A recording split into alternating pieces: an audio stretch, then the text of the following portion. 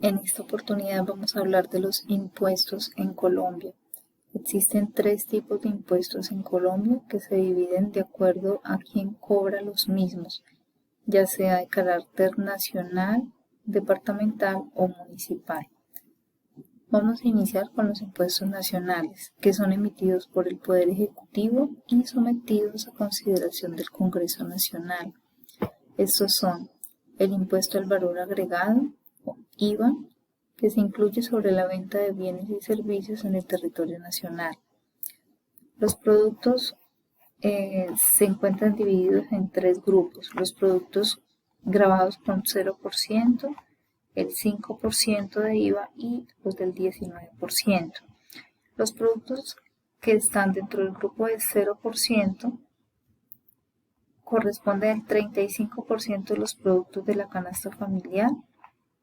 Se conoce como los productos de mayor consumo en los estratos 1 y 2. Dentro de esos tenemos el arroz, el huevo, la papa, las frutas, las verduras. Son productos que no han tenido procesos. Dentro del grupo de los productos grabados con el 5% del IVA encontramos el azúcar, las carnes frías, los servicios de salud, entre otros. Y los grabados con el 19% encontramos el vestuario, electrodomésticos, servicios de comunicación, juegos de azar, combustible y cigarrillos. Los productos del 0% corresponden al 35% de la canasta familiar, los grabados con el 5%, 35% de la canasta familiar, y los productos grabados con el 19% corresponde al 30% restante. Hasta acá hemos hablado del IVA o impuesto al valor agregado. Ahora hablamos sobre el impuesto de renta. Son ingresos de las personas naturales ajustados por deducciones y excepciones. Esta tarifa aumenta con los ingresos del contribuyente.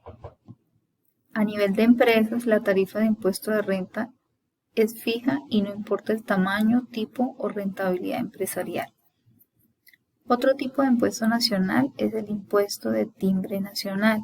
Se genera en base a la protocolización del contrato o instrumento público de los títulos valores otorgados o aceptados en Colombia, que están suscritos entre particulares con el Estado.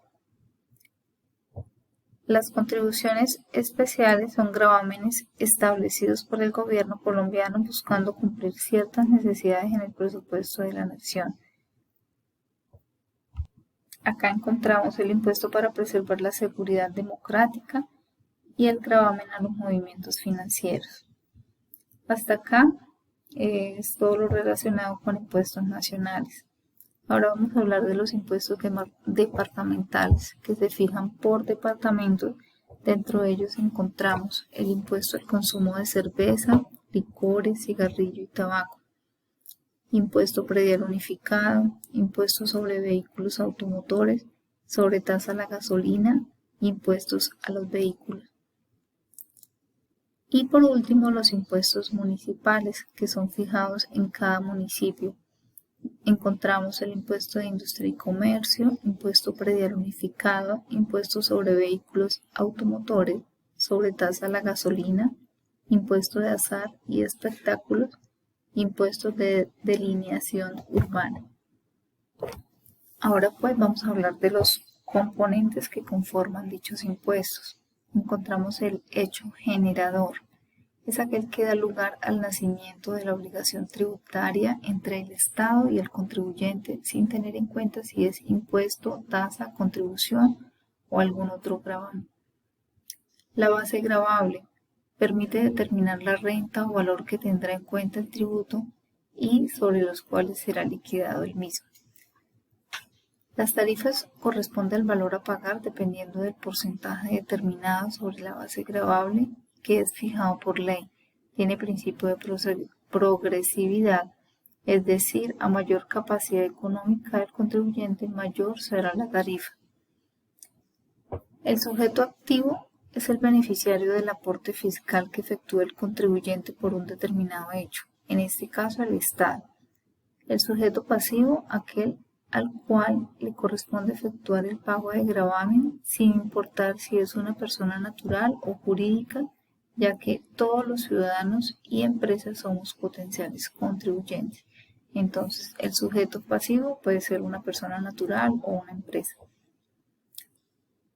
Exclusiones.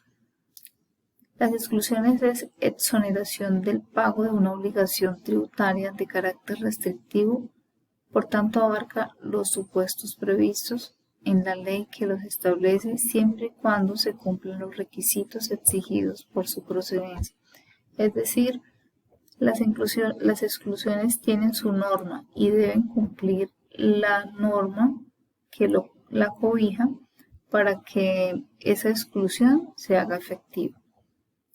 Las deducciones permiten que los contribuyentes puedan sustraer algunos gastos de sus ingresos y así reducir su factura fiscal total. Retenciones. Son mecanismos anticipados de un impuesto para lograr su recaudo en el momento en que ocurre el hecho que lo genera. Lo que se logra a través de esta figura es que el Estado no tenga que esperar un año para recaudar impuestos, sino que lo cobra cada vez y con eso se asegura un ciclo constante de recursos.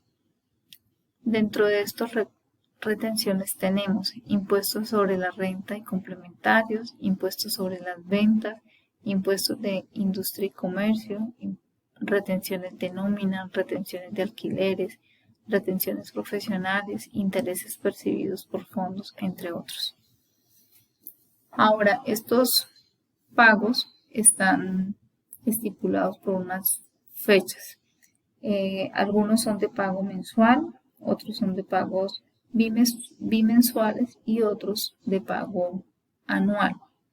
Dentro de los de pago anual encontramos la declaración de renta,